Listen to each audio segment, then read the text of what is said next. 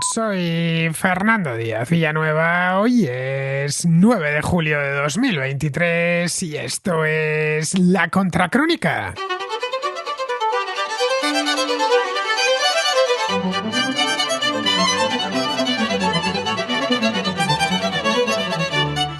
Benjamín, muy buenas. Ya sabes, ahora. Sí, buenas tardes, Fernando. Muy No sé si me buenas. escucha bien o no. Se te escucha mucho mejor que a los anteriores, que yo no sé si es porque uno estaba en Cuba y el otro en México, no tengo ni Vale, idea, pues, pero tu conexión es infinitamente mejor. vale, pues estoy en la playa en el Sardinero, en Santander, y de casualidad que he visto que tenía esa contrarréplica esta, por eso me he metido. Bueno, si se escucha un poco peor es por el viento o lo que sea, o sea que voy rápido. No, quería preguntarte, Fernando, comentarte tu punto de vista. ¿Se me escucha? Se te escucha a la perfección, continúa. Si no se te Vale, escuchase vale, ya te perdón, lo, es que ya te lo diría yo. vale, perdón. Vale. Hay un tema que es el que tiene que ver con la nación, en el cual yo creo que hay una especie de contraposición, ¿no? Por lo que toca en el caso concreto de España, la nación política, Sí. desde posiciones liberales, a lo mejor, y también de la izquierda, se hacen hacer efectivamente, porque es un hecho, ¿no? En 1812 con la Constitución de ese año. Frente a eso podría estar una derecha más identitaria o esencialista, que habla efectivamente de esa visión como de la España eterna y una nación preexistente y cultural que lleva cientos de años, ¿no? Yo no sé qué es lo que tú piensas, Fernando, pero sí veo que tanto en un caso como en el otro, o sea, en el caso de la nación política, cuando oye esas figuras, a lo mejor yo qué sé, como Cayetano Álvarez de Toledo, ¿no? que es una persona que admiro mucho, el hecho de una cierta negación de todo lo que es la identidad cultural de los siglos previos, ¿no? Que han constituido esa nación política, porque si no, tiene que nacer de algo. Igual que en el otro caso, se desvaloriza a la mujer esa nación política, ¿no? Que surge en 1812, con, bueno, todo el proceso de la Guerra de la Independencia y tal, ¿no? No lo sé, pero no sé cuál es tu punto de vista, pero a mí me parece que a lo mejor hay un punto medio, ¿no? Entre una visión y la otra, ¿no? Quiero decir que negar que, o sea, que decir, el sentimiento de españolidad, tal como lo concebimos ahora, es una cosa muy reciente. Pero bueno, es un hecho que en el siglo, ¿no? En el siglo XVI y en la Edad Moderna, cuando vemos las batallas en las que participaban, ¿no? Pues los ejércitos de la monarquía española, en las arengas que se hacían, se apelaba a la españolidad, ¿no? A la identidad de los soldados que combatían. O sea, en Santiago y Cierra España no es un mito, igual que, por ejemplo, eso lo sabrás tú mejor que yo, ¿no? Pero cuando Carlos I se tenía que votar en las Cortes de Castilla los fondos para que fuera elegido emperador, creo que fue el obispo de Badajoz, es posible, que hizo también un discurso que podría ser calificado de nacionalista español casi, ¿no? Entonces, no sé, tu punto de vista, ¿cuál es a este respecto? No sé si me he explicado suficientemente bien o no.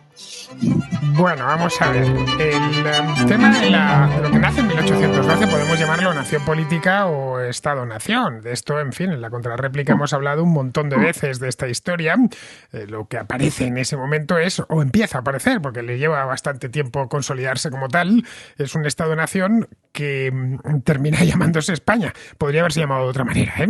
Podrían haberle puesto el nombre de Iberia o de cualquier otro, o de Castilla directamente. Vamos a hacer un reino de Castilla que va a pasar a ser el Estado-Nación Castilla, como sucedió, qué sé yo, en Francia, donde todo el país se llama como la región que está alrededor de París. O el caso del Reino Unido, que al final todo empezó a circular en torno a Londres. Es cierto, lo de Inglaterra, Escocia, Gales, pero hasta que recuperaron los parlamentos, allí era todo orbitaba en torno a Londres. La lengua inglesa, etcétera, se construye el Estado-Nación moderno en torno a una de las partes. En el caso de España se trató de construir en torno a la idea de Castilla, ya transmutada en la de España, con elementos liberales y racionalistas en la legislación, en la administración, etcétera, etcétera. Más luego reformas políticas de calado, que son las que se acometen a partir de 1812, con idas y convenidas, retrocesos, avances, sucesivas constituciones.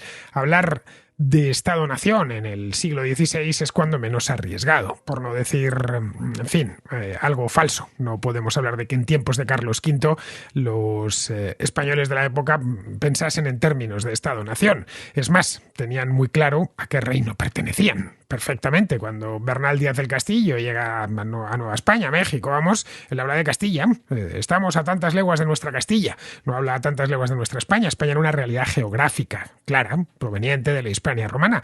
Todo este tema lo trato con mucho más detenimiento en el último libro que he escrito y que he publicado, que se llama Hispanos. La realidad de España en origen es una realidad cultural, geográfica evidentemente, cultural, y no adquiere tintes políticos hasta la Edad Moderna y tintes estatales hasta el siglo XIX y ya en el siglo XX.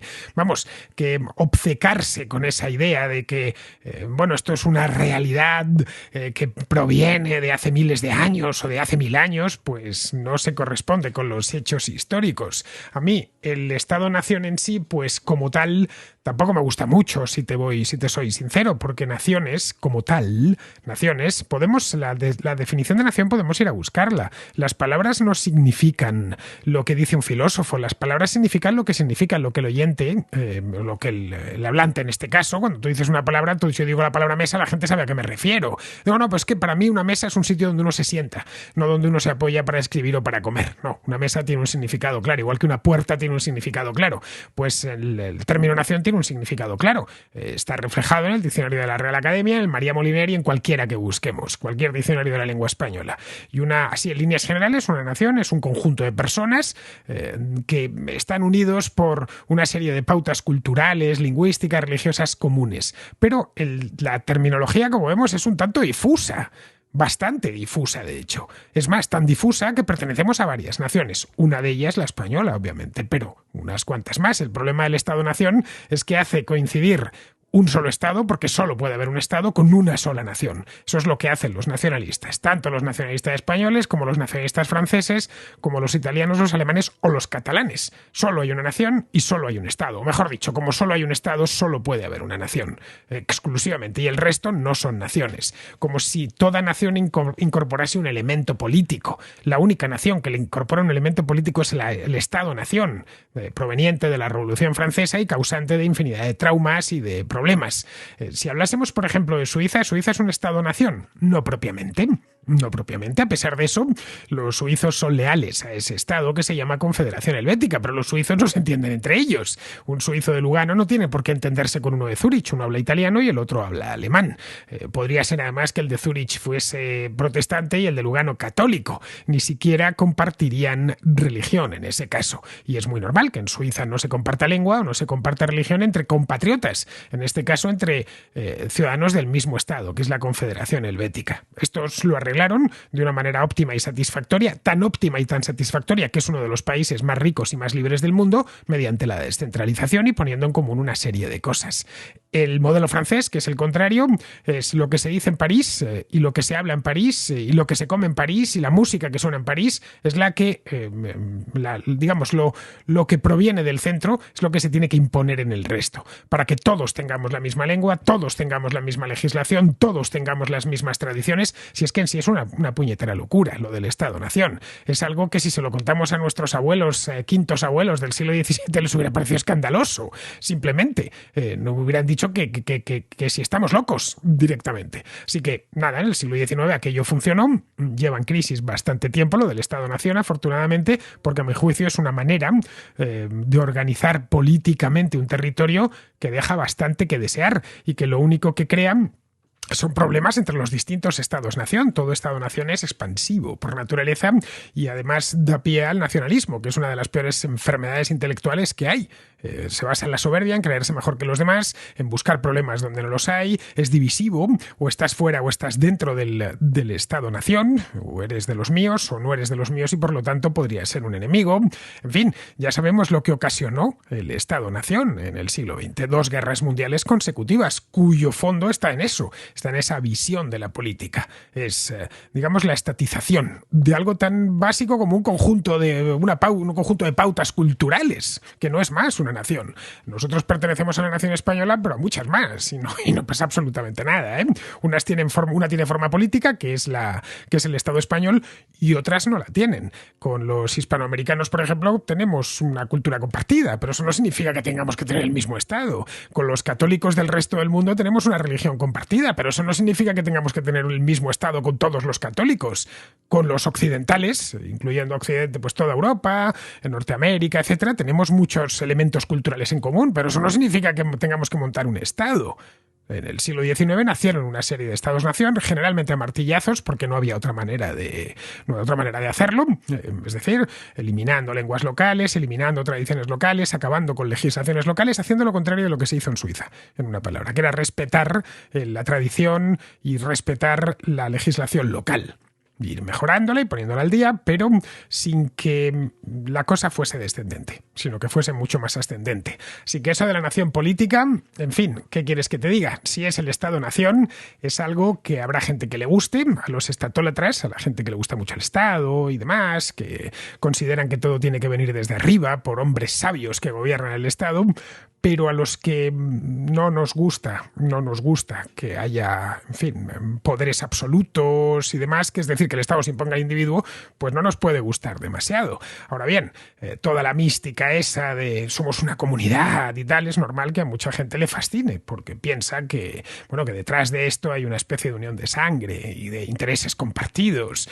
Yo la verdad es que, si te soy sincero, comparto más intereses con, no lo sé, un berlinés que tiene unas aficiones parecidas a las mías que con un paisano, es decir, mi vecino, que nació en el mismo sitio que yo, pero no tiene afición ninguna compartida a la mía, más allá del que hablamos los dos el mismo idioma. Así que, no sé, yo parto para cualquier cosa del individuo. Evidentemente soy liberal y parto de ahí. Entiendo que haya otros que no, que les guste el Estado, que les guste el poder, que lo celebren, no sé por qué les gusta, porque quizás se ven ellos mismos en el poder y la idea de imponer a los demás lo que a ti te gusta siempre es atractiva, ¿no? O porque consideran que es una manera óptima de organizarse políticamente, en torno a grandes estados identificados con una nación, todo hecho desde arriba, el idioma, la cocina, las tradiciones, las canciones, los himnos, tal, una serie de elementos que se confeccionan ad hoc. El siglo XIX es la fabricación de las naciones-estado, desde el principio hasta los trajes regionales. La idea de que todo tenía que obedecer a modelos diseñados desde arriba. Es una cosa nacía la Revolución Francesa, que madura durante el siglo XIX y que alcanza su punto álgido pues antes de la Primera Guerra Mundial. A partir de ahí ya se ven los resultados de eso, desencadena 2 guerras mundiales y después de la Segunda Guerra Mundial entra en crisis y sigue en crisis. Los estados-nación de nuestro tiempo, pues bueno, han cedido, en el caso de Europa, han cedido hasta competencias para conformar confederaciones más amplias, como la Unión Europea, ¿no? España, por ejemplo, pues ya no tiene capacidad de emitir dinero, el Estado español, quiere decir que es distinto. Los españoles son una cosa y el Estado es otra cosa bien distinta. Lo único que se ha puesto ese nombre, español. Lo he dicho más de una ocasión. Si en el año 1812 hubieran decidido en la Constitución hablar de Iberia, del reino de Iberia, hoy los portugueses dirían que son españoles y nosotros diríamos que somos ibéricos. Para que veáis lo tonto que puede llegar a ser escoger un nombre u otro. Iberia es sinónimo de Hispania. Significa exactamente lo mismo. Lo único que Iberia proviene del griego y Hispania proviene del latín. Pero significa lo mismo. La península ibérica, vamos, para que nos hagamos una idea. Este rincón del mundo. Bien, el término Hispania derivó en España y terminó dando lugar primero a un reino en el siglo XVIII y luego posteriormente a un Estado-nación que adoptó distintas formas, una monarquía y durante un par de periodos breves una república. Pero bueno, esa es mi opinión sobre este tema. Bien, vamos ahora con Francisco, que está de vuelta. Francisco el polemista. Vamos a ver si se consigue conectar. Ahí le tengo. A Francisco le conocéis todos. Enciéndete el micrófono, Francisco, que si no, no te vamos a oír. Ahí te tengo. Ahora, ¿no? Ahora me bien. estás escuchando, ¿no? Alto y claro. Muy buenas, Francisco. ¿Cómo estás? Hola, pues yo quería saludarte, Fernando, desde Batumi, que está jugando España ahora mismo aquí en Batumi, en Georgia, porque estoy en verano aquí con mi familia, huyendo de España y de su fiscalidad. Y quería hablarte Batumi, mucho de tu directo. A ver, vamos a ver. Batumi está en Georgia. Georgia. Porque dices Batumi como sí. si supiésemos dónde está. Batumi está en Georgia, yo sé que está allí porque... porque lo has dicho en alguna ocasión, pero nada más, esto es una localidad costera que está en el Mar Negro. Sí, incluso te llegué a hacer un reportajito del barco aquel inglés que llegó a nuestro puerto, aquí en Batumi. Bueno, cuéntanos, a ver, cuéntanos desde Batumi. Bueno, pues mira, escuché hace poco tu directo, bueno, tu vídeo con un tío blanquetero. Sí. Debo decir que te pusiste muy intenso para lo que tú eres, Fernando. Sí. Te noté intenso, creo que te ha hecho un poco de efecto, esas hordas que te tenían preparado el cuchillo en la boca en Twitter, la verdad. Sí. Creo que te afectó un poco porque te vi demasiado intenso para lo que tú eres. Bueno, pero si es que me estaban breando en los comentarios, los estaba mirando y digo, pero bueno, esta locura que es. Lo he visto.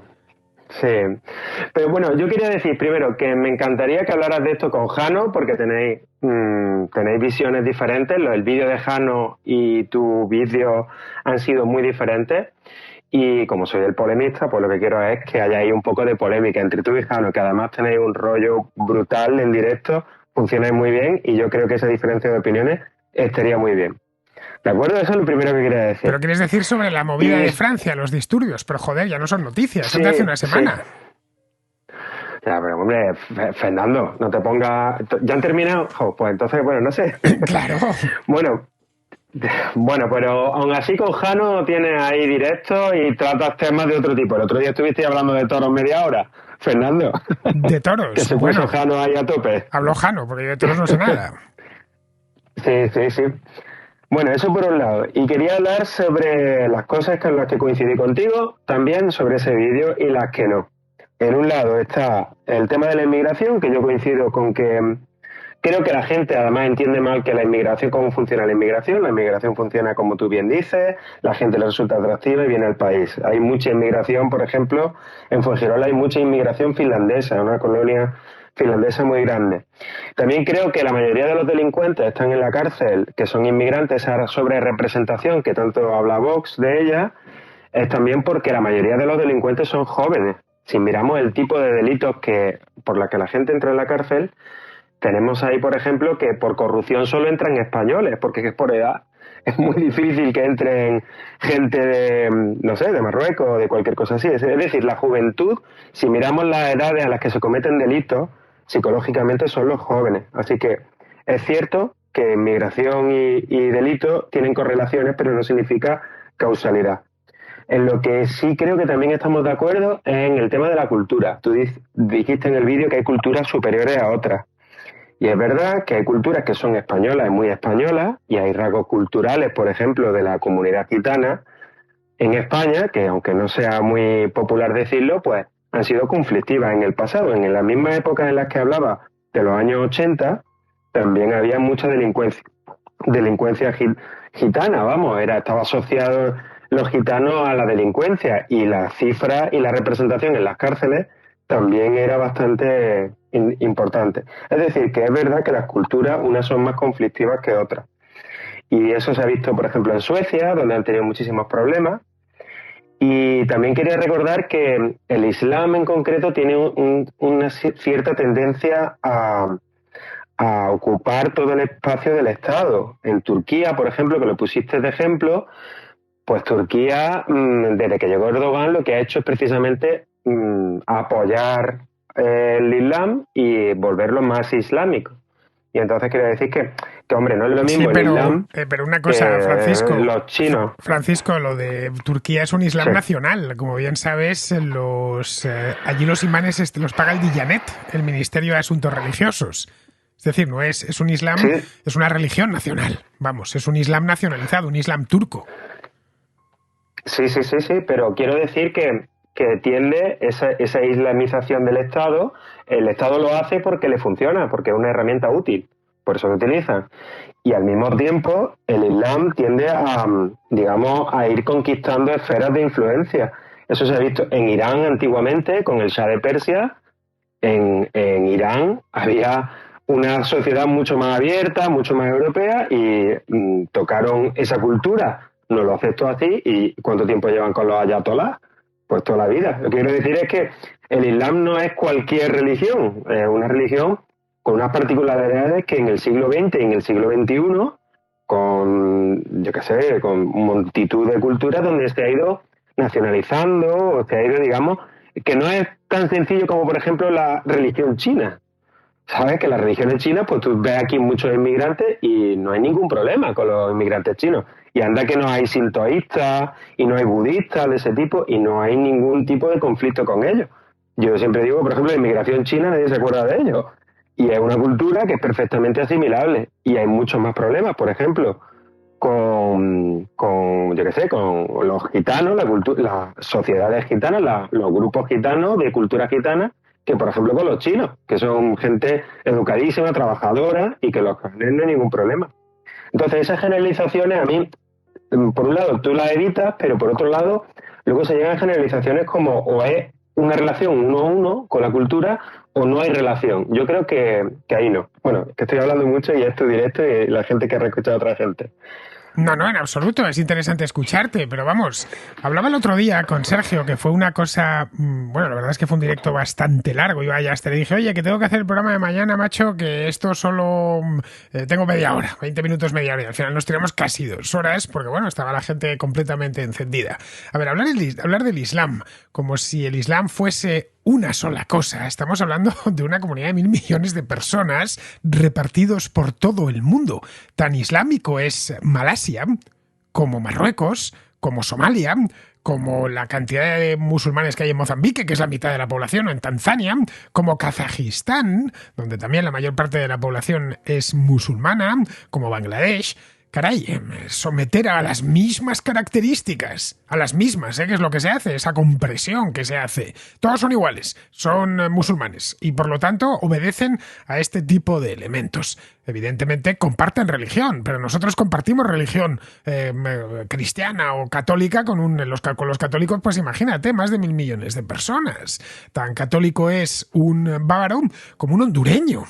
Y decir que son lo mismo un bávaro y un hondureño nos parecería un disparate porque lo es. Porque no, culturalmente se parecen en poquito. Bueno, sí, en que los dos son católicos, en fin, van a misa, tienen ritual, en este caso la liturgia romana, y escriben con alfabeto latino, y ya está. De Honduras a Baviera, de Tegucigalpa a Múnich, hay una diferencia cultural notable, gigantesca, hay un salto brutal. Pues es lo mismo si hablamos del Islam, no estamos hablando de la fe Bahá'í, ni nada de eso, de religiones pequeñitas, estamos hablando de una religión universal de todo el mundo que, en fin, afecta o es la religión de 1.000 millones de personas. De ahí que decir todos los musulmanes son conflictivos, que es lo que se estaba diciendo desde ciertos ámbitos de la derecha española, todos son iguales y todos son conflictivos y todos son delincuentes, aparte de inexacto, porque no es cierto, la mayor parte de los inmigrantes musulmanes es gente que está a lo suyo, a su trabajo, a mejorar en la vida y ya está, y que sean o no sean musulmanes es una cuestión secundaria,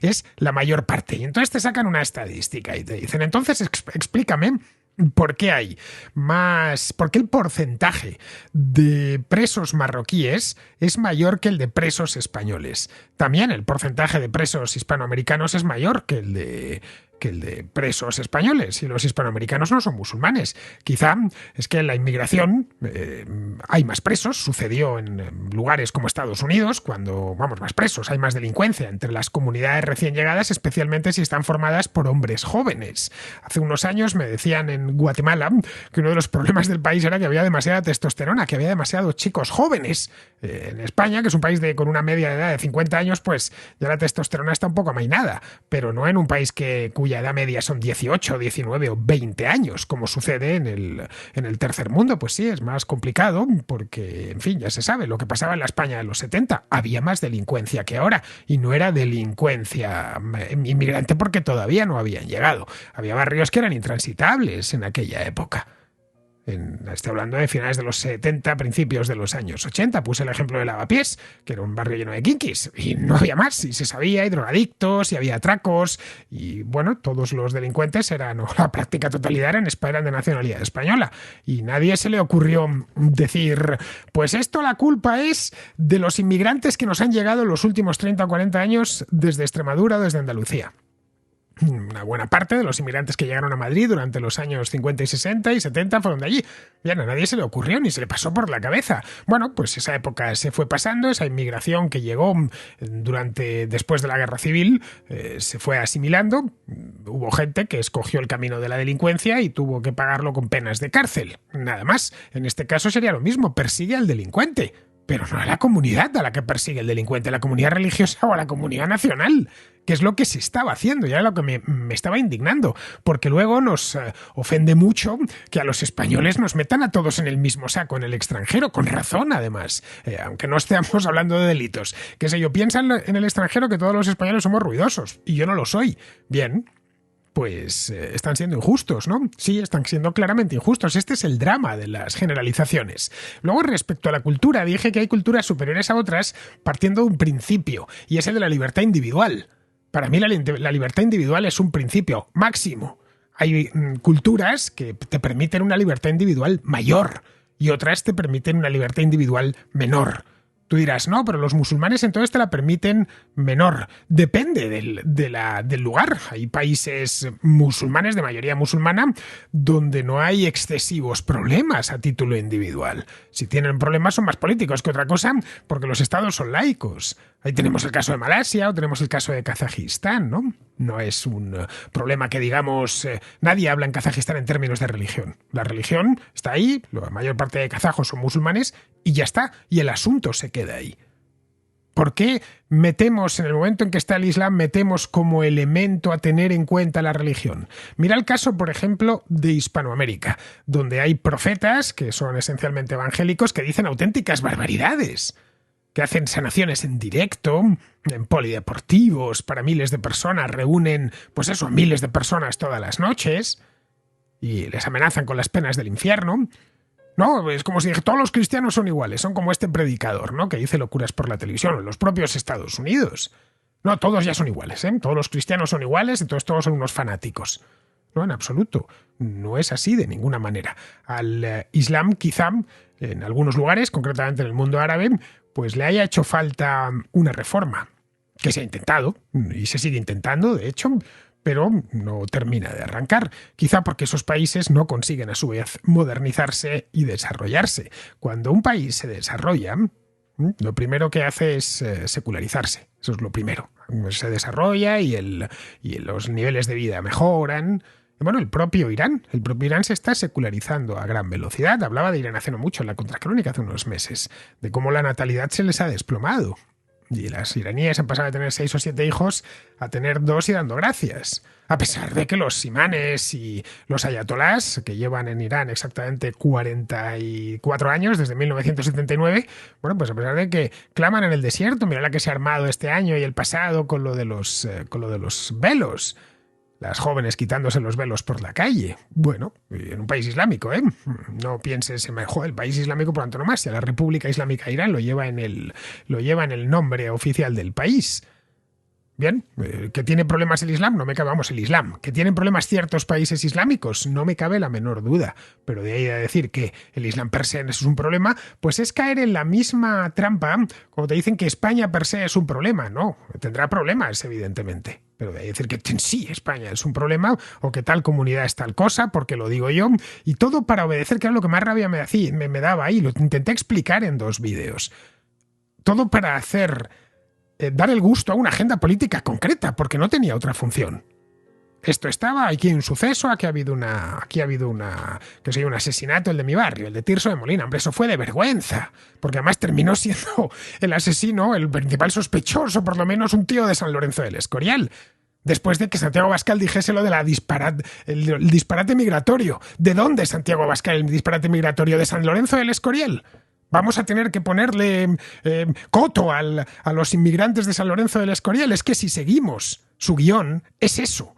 No puede ser. Ha habido un asesinato en Tirso de Molina porque hay muchos inmigrantes. Oiga, que el asesino es de San Lorenzo del Escorial y es un kinky conocido por la policía y por el barrio. Entonces nada, todos se callaron ya, no, es que es total, es que cuál. Y empiezan a sacarte cada vez que hay qué sé yo, un asesinato, un atraco, un robo, lo que sea, te empiezan a sacar los casos, ¿no veis? Aquí sí, aquí no veis, es un marroquí, y aquí de nuevo tenés el mismo caso. El tema de la estadística. Comentaba Sergio ese día, con mucha razón, que si vamos por la mera estadística, pues resulta que los hombres somos culpables, porque el 90% o más de los que hay en las cárceles son hombres. Y porque hay muchos más agresiones de hombre a mujer que de mujer a hombre. Luego, al final, quizá, si seguimos por esto, Ángela Rodríguez Pam tiene razón. Y resulta que todos los hombres somos unos violadores. Porque es que no hace más que ponernos encima de la mesa casos. ¿No lo veis? ¿O no estáis ciegos? ¿No lo estáis viendo? Es una trampa. Pues la misma trampa se está valiendo toda esta gente. Para tapar o no mostrar directamente su abierta xenofobia. Y por xenofobia no estoy hablando solo de racismo, sino de odio a todo lo de fuera. Y esto es más que evidente. Y en fin, ahí tienes a todos los activistas, como locos, tratando de echar la culpa a una comunidad entera, que en el caso de los marroquíes además es inmensa, porque es que es 1 millón de personas. No estamos hablando de que sean 4 o 5, 1 millón de personas. Imaginaos cómo se tiene que sentir un marroquí honrado, que es lo normal, que va a trabajar todos los días, que mantiene a su familia lo mejor que puede, con toda esta gente, diciendo que son delincuentes, que son islamistas, que solo quieren el mal. En fin, no quiero ni pensar en meterme en su piel. Si trato de meterme en su piel, me pondría de muy mala leche. Diría, pero bueno, ¿qué locura es esta? Pues esto es a lo que hemos asistido en estos últimos días. Al uso de la crónica de sucesos con fines exclusivamente políticos. Nada más, que es exactamente lo mismo que hacen las feministas radicales. Lo mismo. En el momento en que ven un suceso que les conviene políticamente, empiezan a darle bombo. Cuando el suceso no les conviene políticamente, entonces nada, lo ignoran, no dicen nada, etc. Y eso es lo que vine a decir yo y vino a decir Sergio. Nos pusieron verdes, porque mucha gente, lo dijo Sergio, es que solo nos escucháis cuando os damos la razón, solo somos guays cuando os damos la razón. En el fondo estáis en esto por vuestro sesgo de confirmación. En el momento en que os quitamos la razón, ya no. Ya entonces no tenéis ni idea, no sabéis de lo que habláis, estáis vendidos, en fin, que si ya empiezan a sacar pues toda su mierda, ¿no? Que si la Agenda 2030, que si Soros, que si la abuela fuma. Porque en realidad era eso, o me das la razón o no tienes ni idea de lo que hablas. O me das la razón o estás vendido. Tuve que verlo en mi propio canal, como me entraba uno tras otro. Estás equivocado, no sabes. Si para usted estar equivocado es no darle la razón, pues bueno, vale, bien, la razón no se la voy a dar. Y usted tiene que entenderlo, que no tengo por qué pensar lo mismo que usted. Tengo al menos la valentía de decirlo abiertamente y de argumentarlo. Todos estos que insultaban a la primera, porque lo primero que vienen es insultando, yo le dediqué 1 hora de explicaciones en vídeo. 1 hora, más luego las 2 horas en el canal de Sergio. Me hice 2 vídeos sobre la marcha, tratando de explicar mi posición. Que me cuenten estos, los que entraron insultando y llamándonos de todo, cuándo han explicado la suya. Porque además son inasequibles al desaliento y inasequibles a cualquier explicación que les quieras dar. Es o dices lo que yo pienso, punto por punto y coma por coma, o es que estás vendido. Esa es su historia. Y no hay más, el fanático. Vamos, así es como funciona mentalmente el fanático. Lo curioso es que yo hasta hace no tanto tiempo estaba convencido que esto solo se producía en la extrema izquierda. Y lo que me he dado cuenta es que ha empezado a extenderse también por cierta derecha. Eso que Javier Rubio llama la derechita punky. Bueno, que se llamaban así algunos de ellos y Javier pues lo ha aprovechado. Y es, o pasáis por aquí, o por esto, por las orcas caudinas, nuestras orcas caudinas, o automáticamente preparaos porque os vamos a machacar, porque os vamos a llamar de todo, incluso porque os vamos a amenazar. Javier, que anda más tiempo en Twitter que yo, pues le han amenazado por todos los lados, ¿no? Simplemente por exponer una opinión distinta. Alguno me llegó a decir que se sentía decepcionado conmigo. ¡Qué decepción, Fernando! ¡Qué decepción! ¿Decepción el qué? ¿No pensar igual que tú? ¿Tú qué te pensabas? ¿Que yo era un tipo que estaba aquí para regalarte los oídos? No, yo no le regalo los oídos a nadie. No se los he regalado jamás, y menos ahora que soy completamente independiente. No dependo de un partido político. Mis garbanzos no me los paga un partido político, ni una tertulia de una televisión. No les debo absolutamente nada, y eso me da una libertad extra. Y además me tomo el tiempo de reflexionar las cosas. Y de buscar una explicación razonable. Y de hacerme las preguntas que creo que son adecuadas. Desde luego, lo de criminalizar a toda una comunidad, a toda, porque es que la criminalización era esa, es que, y perdonadme la expresión, son moros, ya está, con eso vale, con eso basta. Son moros y por lo tanto ya son malos. Me parece un disparate, no sé a vosotros, pero a mí me lo parece de principio a fin. Y es una cosa que se hace de un tiempo a esta parte en España de una manera, además, como si los españoles no pudiesen cometer delitos, como si fuesen, no sé, todos almitas de la caridad, pues como esas feministas radicales, como si las mujeres no pudiesen ser malas. Lo de los, ¿qué pasa? Las mujeres son seres de luz, no pueden perpetrar asesinatos, no pueden hacer cosas malas. Claro, una feminista radical te dirá, no, es imposible, el mal solo cabe en la mente masculina. Pues en este caso es lo mismo. Los españoles no pueden cometer delitos, solo los cometen los musulmanes. Y empiezan con las tonterías esas del no come jamón, del no sé qué. Ya sabéis, las frases hechas, tan habituales, que las lees una y otra vez, una y otra vez, una y otra vez. Y en el caso de Tirso de Molina se pudo ver toda la miseria. Ya cantaron sabían quién era el asesino antes ni siquiera de que la policía dijese nada. Simplemente había unos testigos oculares que habían hablado, pero son testigos oculares. En la calle cada uno ve lo que quiere ver. Cuando al día siguiente ya salió, algunos seguían insistiendo, ¿eh? Les daba igual. Les importaba un bledo hasta que no supimos el nombre y el origen. En ese momento, claro, se hizo el silencio más atronador.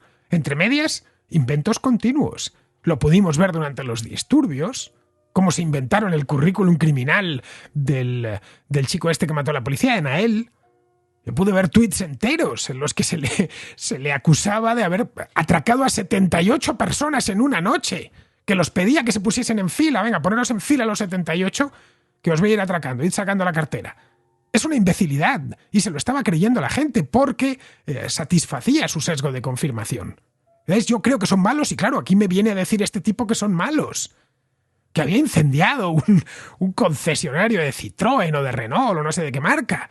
Pero si eso dejaría antecedentes. Y no los tenía, y eso ya lo había dicho la policía francesa, pero daba igual. Había que criminalizar aquello. No, pero entonces los que han salido a sembrar el caos por las ciudades francesas, ¿esos qué te parecen? ¿Por qué me van a parecer mal si se están culpabilizando ellos mismos? Están haciendo auténticas salvajadas, quemando automóviles, comercios, haciendo saqueos. Bien, que los agarren y que los juzguen. Nada más no se puede decir, pero de ahí derivar dos cosas un tanto arriesgadas. Que todos los musulmanes que hay en Francia son saqueadores y en fin, alborotadores profesionales, no hay ninguno que se dedique a nada honrado. Y dos, que esto va a pasar pasado mañana en España. Porque sí, porque yo lo digo. No, porque sí, esto está ya preparado para que suceda. Y si no sucede, bueno, pues si no sucede no pasará nada porque no tendré que dar explicaciones. Un poco lo de estos fanáticos del clima. No, el año que viene ya se van a fundir los polos. Claro, como no se funden, nadie se los reclama. Pero eso, como bien sabes, es continuo. Es cualquier cosa que pase tiene que pasar por mi sesgo de confirmación. Y si no satisface eso, automáticamente lo rechazo. Eso es propio de fanáticos. Bien, esta parte de la derecha está en ese fanatismo. Yo ya te digo, soy un periodista independiente y tengo toda la libertad de denunciarlo y de señalarlo. Como en su momento señalé a las feministas cuando se volvieron locas y empezaron a criminalizarnos a todos los hombres del país. Entonces Fernando es cojonudo, porque dice lo que yo pienso. Cuando Fernando no dice lo que yo pienso es que es malísimo. Y es que está entregado a la Agenda 2030 y a todas sus gilipolleces juntas. En fin, pues eso es lo que hay. Disculpa que me ponga de nuevo así, Francisco, pero es que no me ha dejado otra. Cuando lo vi, dije, bueno, además cada vez iba peor. En fin, ya no sé cuántas veces lo voy a tener que explicar que no se puede culpabilizar de lo que ha hecho una persona a todos los que comparten lengua con él, o todos los que comparten religión con él, o todos los que comparten cultura con él. Pero no, es que la cultura en sí es propensa al delito.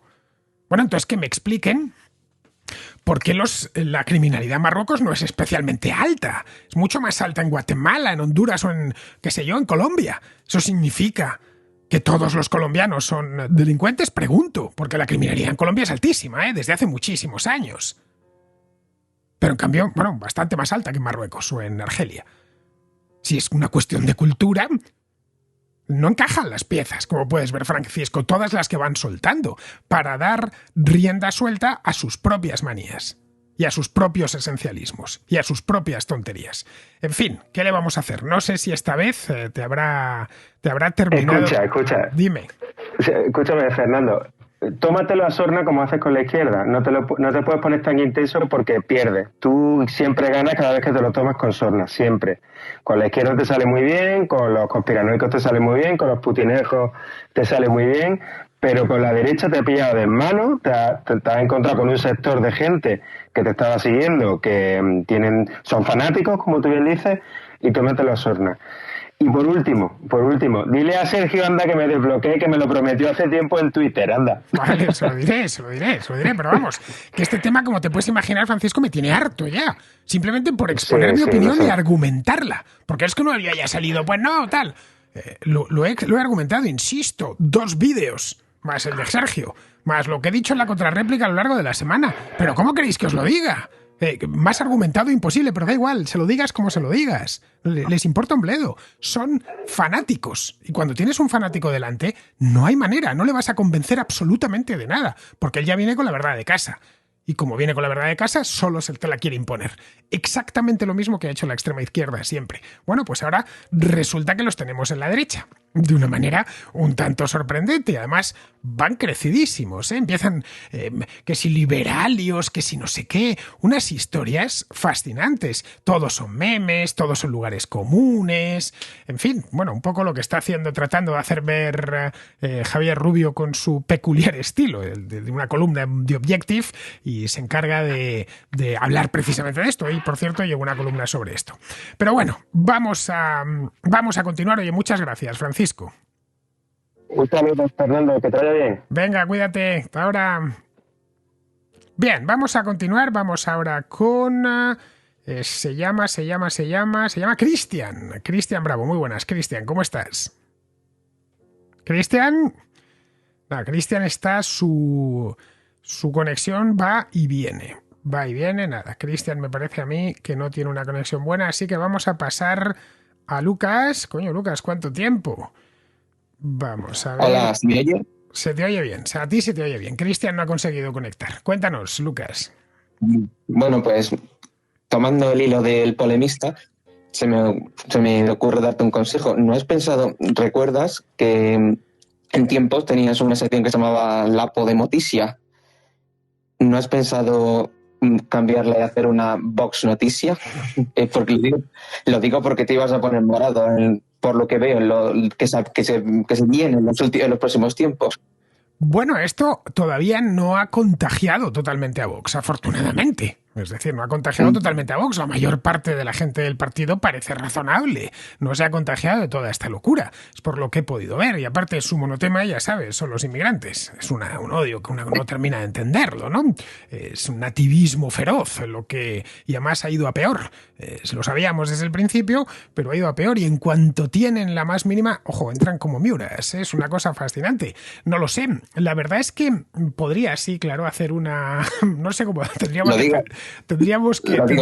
La punquinoticia, ¿no? Que lo pases por el tamiz cómico, que como ha dicho el polemista, y por ahí vas bien. Sí, bueno, ya me lo tomaré con más coña. A mí me gusta tomarme las cosas con humor y cachondearme, pero vamos, que esto de verdad no me lo esperaba, ¿eh? Yo, además, gente a la que tenía respeto personalmente, respeto intelectual, quiero decir. Que no pensé nunca, es que gente a la que si le das buenas razones está abierta al debate. No. Esto es directamente ni con buenas ni con malas razones. Daba igual si lo que querían era insultarse. O me dices lo que yo pienso, o me das la razón en una palabra, o automáticamente voy a por ti, voy a insultarte, voy a decir que eres no sé qué, que estás tal, que estás vendido, unas historias, no estás vendido a Soros. Es que es una tontada. Es una tontada tan grande que no tiene ni pies ni cabeza. Es la manera esa de pensar mágica un poco del fanático tradicional de extrema izquierda, es lo que han adquirido. Pero en fin, pues nada, ¿algo más, Lucas? No, solo era ese consejo, ya está. Bueno, pues nada, venga, muchas gracias. Vamos a seguir. Ahora vamos a seguir. Tengo aquí otro. Vamos ahí. Tengo este, se llama Mimi, sí, no Mimi. Muy buenas, Mimi, ¿cómo estás? Tienes que activarte el micrófono. Sin él difícilmente te vamos a escuchar. Ahora, ahí te tengo. Muy buenas, Mimi, ¿cómo Buenas estás? tardes, Fernando. Muy bien, ¿y tú? Yo bien, Gracias bien. por el espacio. Un poco sulfurado, porque me han vuelto a traer el tema Sí, este. sí, te noto fuera de tu registro Fuera, habitual. completamente fuera. Te lo Que de aseguro. paso me gusta mucho tu intento siempre de objetividad. Y digo intento, Fernando, porque sabemos que todos los seres humanos tenemos punto de vista subjetivo y que tratar de mantenernos en esa línea homogénea de objetividad es difícil. Yo sé que no te gusta ese tema. Yo entré en el espacio porque al ver que eras tú, dije, wow, hace mucho tiempo que no veía que hacías el espacio. Tampoco es que entre todo el tiempo. Y cuando hablaste y tocaste este tema, me quise pedir la palabra. No quiero que te sulfures, por favor. Yo también estoy haciendo un esfuerzo importante por ser objetiva. Pero quería, a ver, no quiero que te lo tomes a mal, pero cuando señalas, o sea, siento que estás simplificando. Si hay gente que es fanática, pero es porque simplifica la realidad. Y sabemos que aquellos partidos que en el pasado han simplificado la realidad y han dado explicaciones básicas de fenómenos complejos son los que han llevado a sus países y a sus sociedades a guerras y a situaciones como el nazismo. Entonces, lo que no podemos es caer en el hecho de la simplificación, aunque nos cabree y aunque nos lleve a sulfurarnos. ¿Y por qué te lo digo? Y te lo digo con todo respeto, de verdad, porque te sigo y te respeto mucho.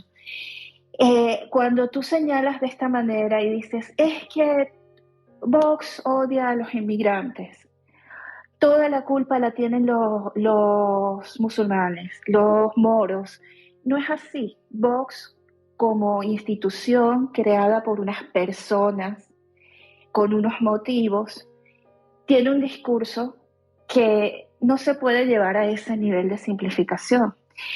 Y he querido intervenir porque, uno, yo no soy de Vox, yo no estoy inscrita en el partido, pero sí soy simpatizante y quiero que quede claro, porque no voy a pretender objetividad cuando tengo esa simpatía. Y mi nivel de simpatía llega hasta el punto de entender que personas como, por ejemplo, Ortega Lara o Santiago Abascal han liderado esa propuesta porque ven que hay otros sectores que son radicales, y lo sabemos, que se estaban apoderando de la política en España. Entonces, creo que convendrás conmigo en que el centro de la política española, de más o menos de los 2000, del 2004 para acá, se ha ido corriendo hacia la izquierda. Y todo lo que no se mueve junto con ese centro hacia políticas de izquierda se considera de derecha o de ultraderecha, de manera que lo que antes era un poco centro derecha, ahora es derecha, y lo que antes era derecha, ahora se considera ultraderecha. Pero nunca, ni en los medios tradicionales, ni en medios alternativos o redes sociales, se habla de la ultraizquierda. Y aquí me quiero centrar. Cuando se critica y se señala a Vox en general como el partido de ultraderecha, yo me pregunto, primero, si la gente realmente entiende esa definición de qué es ultraizquierda y qué es ultraderecha. A veces pienso que no. Luego me pregunto, ¿a cuántas personas ha matado Santiago Abascal, Ortega Lara, Iván Espinosa de los Monteros? ¿A cuánta gente ha metido en campos de concentración? ¿Cuántas brigadas de choque han promovido con recursos del partido? ¿Cuántos centros de adoctrinamiento tienen? En su propuesta, en su programa político, ¿cuántas veces hablan de exterminio de los judíos o de los musulmanes? Quiero decir, se está llevando al extremo propuestas y discursos que no son tales. Cuando ellos hablan de la inmigración, y te lo digo porque me he tomado el trabajo de leer sus propuestas y de conversar con gente que sí forma parte del partido, no dicen hay que prohibir la inmigración, dicen hay que controlar la inmigración, hay que seleccionar la gente que va a tener ventajas en los procesos de inmigración y buscar que sean afines a la cultura y a las tradiciones de un país como España. Y ni siquiera hablan del Estado español ni de la nación española, porque tampoco hablan de nación como tal, sino que favorezcan a que la sociedad española se pueda seguir expresando libremente. Cuando estiramos los conceptos y los llevamos a convertir en tienes que ser blanco o negro y no buscamos puntos de encuentro y de respeto, y yo siento que el punto de encuentro fundamental es el respeto por el otro, por sus ideas, por su persona y por su libertad, caemos en el mismo juego, porque cuando te hacen molestar a ti y te hacen sulfurar y salirte de tu valioso intento de objetividad, pasas a convertirte en una persona que está simplificando la realidad. Y cuando yo entré en el espacio, y que fue justo en el momento en el que te empezaron a recordar ese episodio, cuando te empezaron a criticar porque supuestamente los habías traicionado, yo dije, no puede ser que lo hagan salir de sus casillas de esta manera y se convierte, o sea, está simplificando. No toda la gente que apoya a Vox, que simpatiza con Vox, como yo simpatizo, o que forma parte del partido Vox, son unos radicales locos que están señalando a la inmigración porque todos los inmigrantes son, de hecho, yo soy venezolana y soy española y me identifico con las propuestas de Vox porque yo he podido ver en la realidad que yo he vivido, que nadie me ha contado, cómo se repiten muchos patrones que yo viví ya. División social, dividir las familias, poner a hermanos uno en contra del otro por diferencias políticas. Cuando esto se hace insalvable, estamos muy cerca de conflictos que se sabe cómo empiezan, pero no se sabe cómo acaban. Y yo no veo en ningún momento, y te digo que me he tomado la molestia de sondear, de conversar con gente de Vox, y que conozco gente que milita en otros partidos y que tiene otras ideologías totalmente contrapuestas, y me he tomado la molestia de sondearlos y de intentar comprender su pensamiento, y me doy cuenta que son más radicales aún. Entonces, mi objetivo con esto es pedirte que sigamos haciendo ese intento por mantener la objetividad y que no simplifiquemos, porque como lo dijiste en algún momento, tampoco toda la gente de Vox es radical, ni están fomentando un tipo de pensamiento radical, porque ellos siempre buscan explicar sus propuestas. ¿Qué pasa? Y esto es un hecho evidente y que se puede verificar. Sabemos que en los medios de comunicación tradicionales el discurso de Vox no tiene cabida porque por diversas razones en las cuales no vamos a entrar, se les ha hecho un cerco, lo que ellos llaman un cinturón sanitario, para que sus verdaderas propuestas no salgan a la luz, porque es mucho más fácil descalificar, es mucho más fácil simplificar, es mucho más fácil mandar a callar y decir, no, tú eres X, Y o Z, un radical, y con eso ya acabas la discusión, que llevar a argumentar, porque argumentar implica pensar, argumentar implica un diálogo más largo, argumentar implica quedarnos callados y esperar desde la barrera a que el otro exponga sus argumentos. Y en mi experiencia yo sé que la gente que realmente es radical, cuando el contrario está hablando, busca interrumpirlo, y cuando él está hablando, busca señalar al adversario de que lo está interrumpiendo. Entonces, solamente quiero dejar aquí claro estas cosas. Sería interesante poder llevar esa línea y que podamos convivir todos los pensamientos y expresarnos todos. Y te agradezco infinitamente que me hayas permitido participar en este espacio y explayarme y exponer mi punto. Así que en ese sentido, gracias, porque me estás demostrando que no eres esa persona que se sulfuró, porque tú eres humano también y como todos tienes sentimientos y tienes derecho a hacerlo, y más en un espacio que es tuyo, pero que tienes la capacidad de escuchar y que tu objetivo siempre es tratar de ver las dos partes. Entonces, en ese sentido te lo agradezco.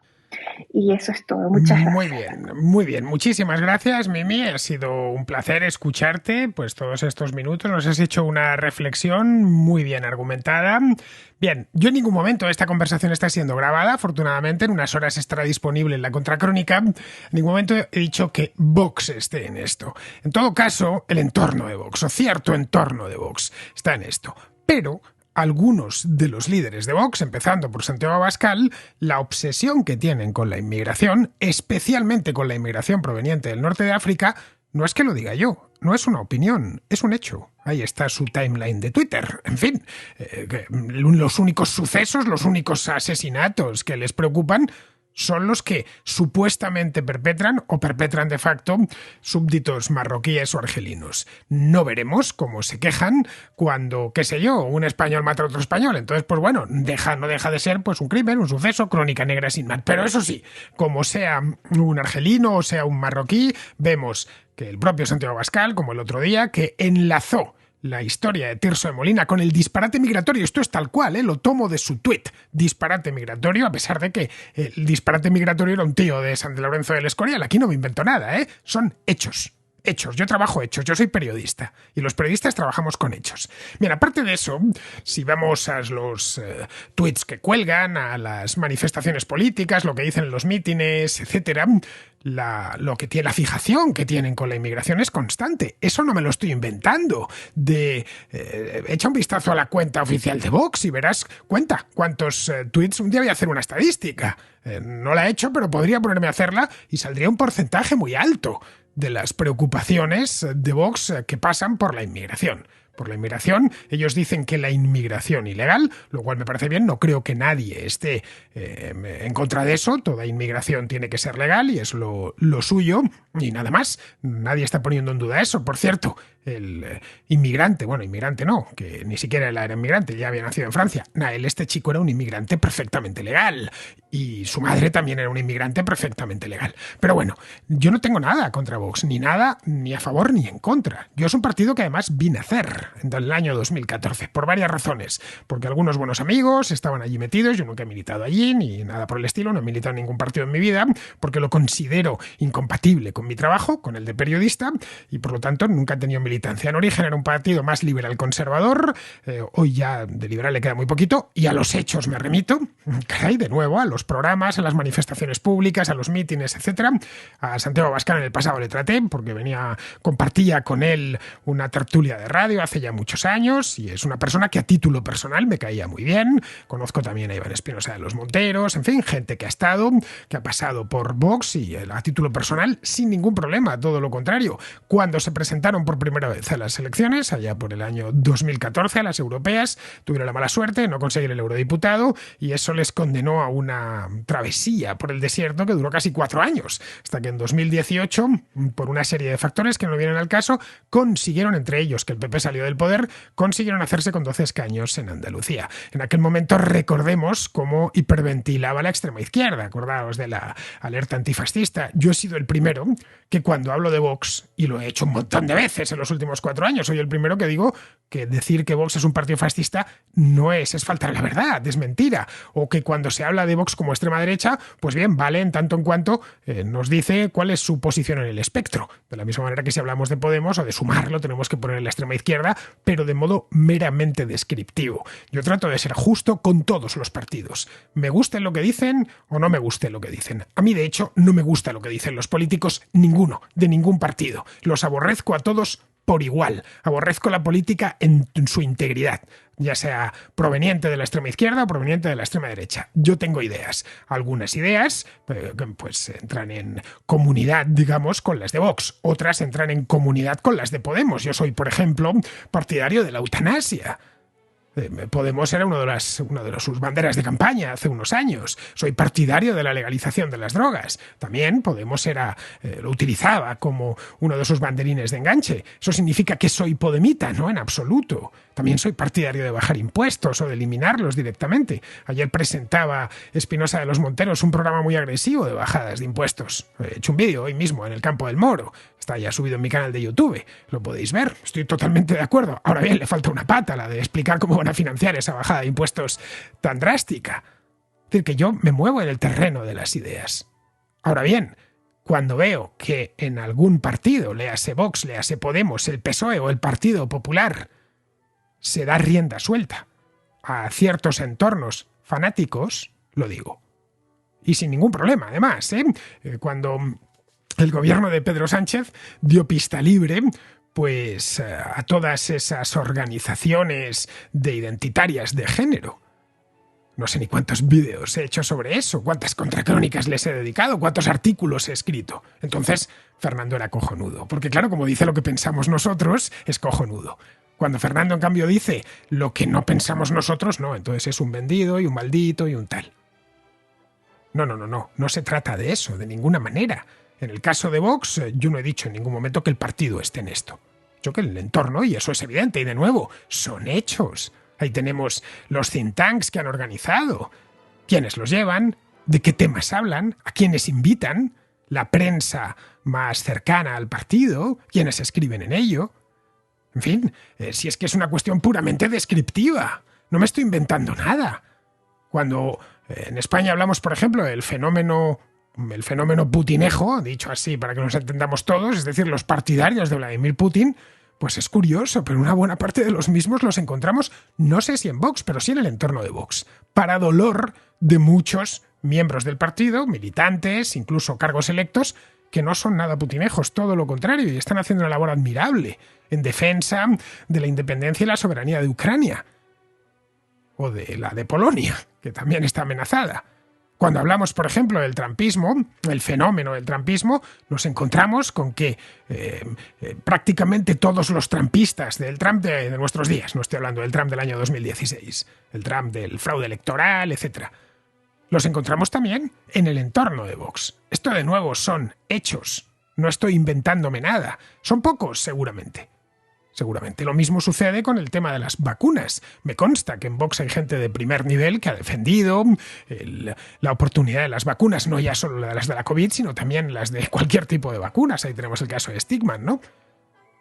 Pero vemos en ciertos medios del entorno de Vox, y eso es indiscutible, cómo se ha dado pábulo y se sigue dando pábulo a todo tipo de teorías de la conspiración, incluidos los chemtrails, que es una cosa ya completamente enloquecida. Y esto de nuevo está en el entorno de Vox. Señalar el problema no es ser el causante del problema, es ser el que señala el problema. Como cuando se señalaba en su momento que Pablo Iglesias había dado charlas en Enrico Tabernas. No, pero si es que lo había hecho, caray. No nos estábamos inventando nada. O que había recibido el entorno del Podemos fundacional dinero de Venezuela. Recordad la que nos cayó encima. Y los insultos que tuvimos que aguantar. Y es que era cierto. Que había estado financiado de manera directa o indirecta por ese mundillo. Y estábamos simplemente diciendo lo que había pasado, lo que estaba pasando. Eso no es tomar partido, eso es describir lo que está sucediendo. Yo con este tema estoy describiendo lo que sucede, nada más. Me limito exclusivamente a eso y trato siempre de ser justo. No cargaba en ningún momento contra Vox, contra quienes no tengo absolutamente nada. Solo faltaba, de hecho, en algunas cosas que dicen estoy a título personal muy de acuerdo.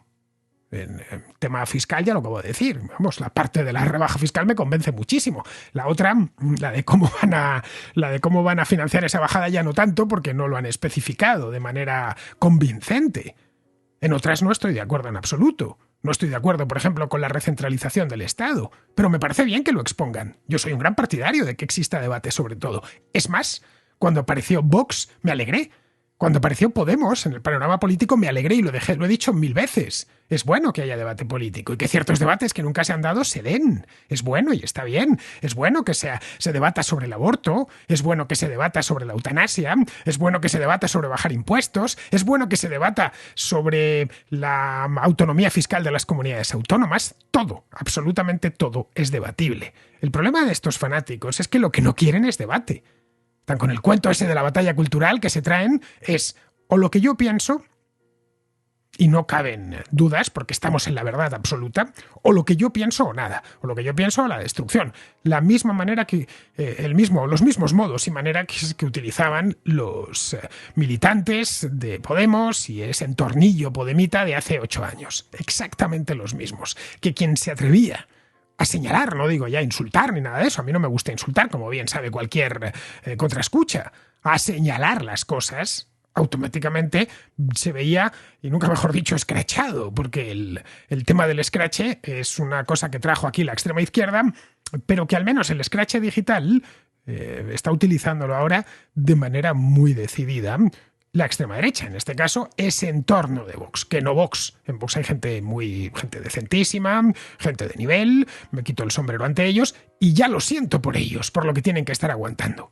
Me pongo en la piel, por ejemplo, de Contreras cuando ve a los putinejos que están merodeando en torno a su propio partido. O cuando pienso en Stigman y veo y me meto en su piel y digo, bueno, con lo que tendrá que aguantar este hombre, con la cantidad de antivacunas que se les han metido ahí.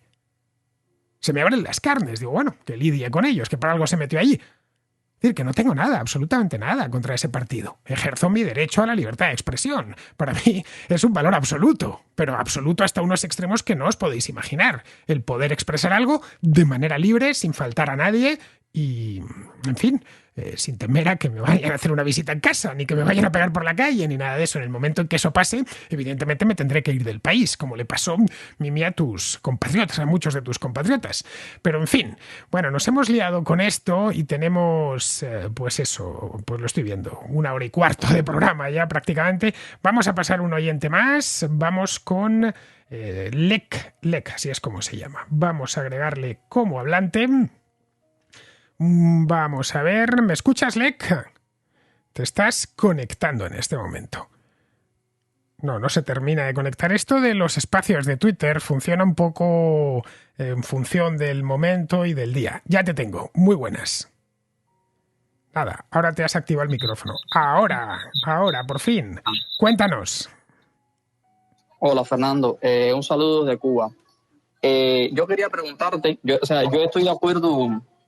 Yo estoy de acuerdo contigo en la parte de que no se debe generalizar en el aspecto de que por ser musulmán ya vas a ser criminal o por venir de determinado país. Es decir, yo pienso que esa generalización está mal. Sin embargo, estos son pensamientos subjetivos que tienen muchos individuos que pueden ser erróneos, pero al fin y al cabo son sus pensamientos, eso no se puede negar.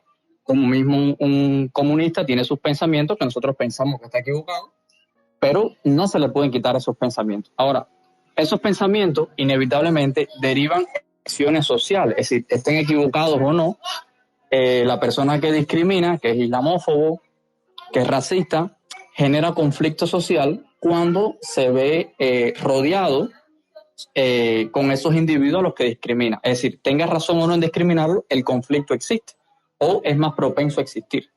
Entonces, yo quería preguntarte qué tú pensabas de que muchas de estas personas que discriminan, ¿no?, por cualquier motivo, se tienen que ver forzados a coexistir con estos individuos. Es decir, no tienen un derecho a, digamos, una, entre comillas, ¿no?, discriminación negativa en el sentido de decir, ok, yo no te voy a agredir yo no voy a ir a tu casa, pero tú no puedes entrar a la mía, a mi negocio o al entorno, digamos, público, ¿no? Por ejemplo, digamos que se crea una pequeña villa racista, por decirlo así, donde no permiten entrar cierta etnia y todos los propietarios o vecinos acuerdan que, bueno, nosotros no iremos a agredir a esa etnia por allí, pero no le vamos a permitir la entrada aquí para evitar conflictos, es decir, ustedes por allá y nosotros por acá.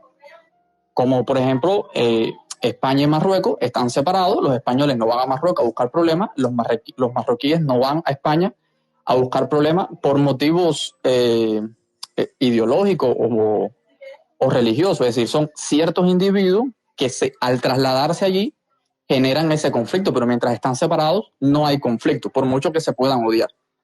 Es decir, un racista, por mucho que odie a un negro, por decirlo así, no va a agredir al negro si el negro no está en su comunidad, y se dice negro, se dice musulmán, etc. Entonces, te quería preguntar qué piensas de este derecho a la discriminación negativa, de que las personas puedan separarse y no verse obligados, como hoy en día, por ejemplo, que no te permiten en tu negocio discriminar a una persona y tienes que tolerarla, ¿no? Y eso crea fricciones sociales. Quería preguntarte qué piensas sobre eso. Bueno, de lo que me estás hablando, Lek, es del apartheid. Eso es una cosa, en fin, ya bastante antigua, uno de estos inventos malditos de hace mucho tiempo, y es separar las comunidades humanas, ¿no? Por criterios evidentemente racistas, puede ser, o por criterios religiosos. De aquí van a estar los musulmanes, aquí los cristianos y aquí los judíos. Esto es una cosa que tendemos a pensar que existía en la Edad Media, en las ciudades españolas y más lejos, la judería. Todos los judíos vivían aquí. Aquí la morería, vivían todos los moros. No era cierto. Los judíos vivían un poco, en el caso de Jerusalén, ¿no? El barrio judío, el barrio cristiano. Había judíos por todas partes y musulmanes por todas partes y armenios por todas partes. Nuestros antepasados no eran tan lerdos como nosotros. Esta idea del racismo es una idea muy moderna, importada del norte de Europa, de pueblos sin civilizar del todo, que, bueno, fue transmitiéndose, sobre todo a partir del siglo XIX, con la idea, convencidos como estaban, de que los que tenían la piel un poco más clara eran superiores, eran mejores que los que tenían la piel un poco más oscura. Podemos decirlo así, porque los seres humanos somos todos iguales, absolutamente iguales. Las diferencias son de estatura, los hay algo más altos, algo más bajos, pero muy poquito, ¿eh? Si nos comparamos, por ejemplo, con los perros, compara un chihuahua con un San Bernardo, ¿no? Una diferencia de tamaño que, bueno, uno podría comerse al otro, un chihuahua cabría en la boca de un San Bernardo casi. El hombre más alto y el hombre más bajito del mundo, no hay gran diferencia, lo mismo. Los rasgos, bueno, pues los ojos quizá un poco más rasgados o menos, la piel un poco más morena o menos. Los humanos venimos de a la vista está, venimos de una comunidad humana muy pequeña y ha tenido muy pocas variantes. Desde el punto de vista externo somos muy parecidos, pero es que desde el punto de vista interno somos iguales. Esa idea de que hay comunidades humanas que piensan con una lógica es un error marxista, por cierto, el del polilogismo, ¿no? Que existe la lógica burguesa y la lógica proletaria, eso es mentira, ¿no? Bueno, ese mismo polilogismo es el que tenían los nazis, hay una lógica judía y una lógica aria, eso es mentira. Todos los seres humanos funcionamos exactamente con la misma lógica porque somos iguales. Respecto a tu pregunta de si el apartheid está bien, dentro de tu propiedad puedes hacer lo que te venga en gana, en tu casa, quiero decir. En mi casa no van a pasar los que midan más de 1,90, porque lo digo yo. Bueno, pues te quitarás algunos amigos altos, nada más, que no podrán pasar, y seguramente tus vecinos pensarán con razón, además, que eres tonto. Ahora bien, en el espacio público la discriminación es inaceptable, de ninguna manera, y sobre todo por cuestiones como es que este tipo tiene la piel un poco más oscura que yo, o porque este tipo es algo más bajo o más alto que yo. Podrías argumentarme que los locales, es decir, un restaurante o una tienda, un almacén, cabría la posibilidad porque el almacén es privado y entonces yo decido quién entra y quién no entra. Sí, es privado, pero presta un servicio público. Tú puedes discriminar en un servicio público, como ya sea de titularidad estatal, como puede ser un autobús de la empresa municipal de transportes o un restaurante, en el caso de que el cliente en cuestión esté dando problemas, llegue en estado de ebriedad o pase al restaurante y se dedica a romper platos. En ese caso, pues sí, le puedes sacar, evidentemente, le estás discriminando a alguien violento, alguien cuyo comportamiento está generando una externalidad negativa para todos. Pero es que tener la piel algo más clara o más oscura no genera una externalidad negativa para nadie, salvo que seas, pues eso, un fanático y pienses que realmente la presencia de una persona con la piel algo más oscura o algo más clara ya de por sí te violenta. Ahora bien, dentro de tu casa evidentemente eres libre. Si en esta casa no van a pasar, qué sé yo, los naturales de la isla de Borneo. ¿Por qué? Porque no me da la gana. Bien, pues adelante, pues que no pasen los naturales de la isla de Borneo. Si vives en Madrid no vas a tener grandes problemas, porque habrá muy poquitos en la ciudad. Ahora bien, si vives en Kuala Lumpur lo vas a tener complicado, porque estará lleno, digo yo, de naturales de la isla de Borneo. Bien, eso en tu casa, pero en el resto no me parece bien de ninguna manera la discriminación. ¿Cómo me va a parecer bien? Yo parto de la idea de que todos los seres humanos somos iguales y el espacio público es de todos, evidentemente, y tenemos que convivir respetando la ordenación jurídica, nada más respetando la ley. Simplemente, si la ley, por ejemplo, prohíbe orinar en la calle, cosa que en España está terminantemente prohibido, pues no orinas en la calle, nada más. Si la ley prohíbe armar escándalo a ciertas horas del día, en España, por ejemplo, pues es por la noche, obviamente, que es cuando todos dormimos, y a la hora de la siesta, pues no se arma escándalo. Procuras no armar escándalo porque el vecino puede llamar a la policía y decir, este tipo se ha puesto a tocar la trompeta debajo de mi ventana y estaba yo tratando de echarme una cabezada, ¿no? Todos nos tenemos que respetar. El espacio público, ya digo, es de todo el mundo, y todos lo tenemos que compartir. La calle, un parque, una plaza, la tenemos que compartir y todos cabemos en ella. El racismo, de cualquier manera, lo he dicho muchas veces, es la ideología de los tontos, no hay más. Que tú a otra persona la consideres peor porque, ya digo, porque la piel la tiene un poquito más oscura o la tiene un poquito más clara, lo único que estás demostrando es que eres tonto, además de capirote, nada más. Porque, ¿cuál es tu diferencia con este tipo? No, es que la piel es un poco más oscura, ya me dirás tú. Es una idiotez, pero de unos niveles supremos. Podemos decir, no, es que es una amenaza para la sociedad porque piensa tal o cual cosa. Bien, bueno, ahí podríamos debatirlo, ¿no? Pero el color de la piel, la estatura, la forma de los ojos, ¿realmente? ¿Odiar a alguien solo por eso? De manera además completa, no es que, algunos te dicen, es que son todos de esta manera, porque yo conocía a uno que era de esta manera, entonces de ahí se derivan una serie de presuntas características, una etiología propia, ¿no? Bueno, pues la etiología propia que presumen nuestros xenófobos de los ciudadanos marroquíes. En el caso que comentas, en España hay 1 millón de marroquíes, en Marruecos no sé cuántos españoles hay, viviendo no lo sé, pero turistas un montón. El que más y el que menos en España ha ido alguna vez a Marruecos, sino unas cuantas, porque queda cerca y porque además es un país muy bonito, que tiene un gran patrimonio y bueno, algunas ciudades que son bien chulas. Leas el caso de Marrakech o de Tánger, ¿no? Y con el que además, pues evidentemente tenemos muchas relaciones históricas.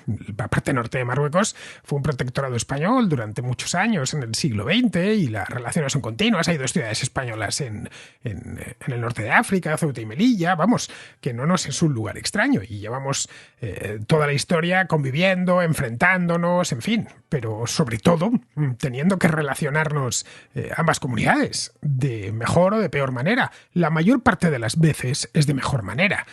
Yo me cruzo todos los días con magrebíes y sin ningún problema, ellos van a lo suyo y yo voy a lo mío. El espacio público lo compartimos. Decía el otro día en la contra que yo no tengo ningún amigo marroquí, no por nada, sino porque no se ha dado el caso, pero que si conociese a uno y congeniásemos por cualquier circunstancia, nos haríamos amigos sin más problemas. Lo último que le miraría es el pasaporte.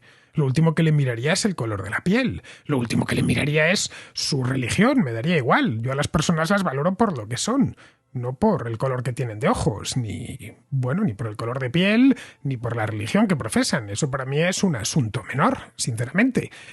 Si son malas personas, pues trataré de mantenerlas alejadas, sin importar su nacionalidad. Y si son buenas personas, trataré de tenerlas cerca de mí o comparten conmigo una serie de elementos que, bueno, pues a fin de cuentas sobre eso se construye la amistad, ¿no? Sobre afinidades personales. Así que nada, esa es mi respuesta. No estoy a favor y me parece de hecho un auténtico y completo disparate cualquier tipo de discriminación en base a algo tan tonto como es la raza, es decir, como el color de la piel. Si el tipo en cuestión, da igual la raza que tenga, cómo se llame, qué religión tenga, entra en un restaurante y la lía, pues sí, claro, hay que sacarle de ese restaurante cuanto antes. O si entra en un autobús y se pone, pues no lo sé, a orinar en una esquina, pues caballero, baje usted del autobús inmediatamente y además el autobusero debería dar parte para que le pongan una multa. Pero en fin. Bueno, queridos, con esto ya terminamos. Llevamos casi hora y media de contrarréplica. Al final ya sabía yo que esta contrarréplica en directo iba a venir calentita. Ha sido un placer teneros al otro lado. A ver si el mes próximo puedo hacer otra contrarréplica en directo. Que he pasado estos 2 últimos meses que por lo de los viajes no he podido hacerlas.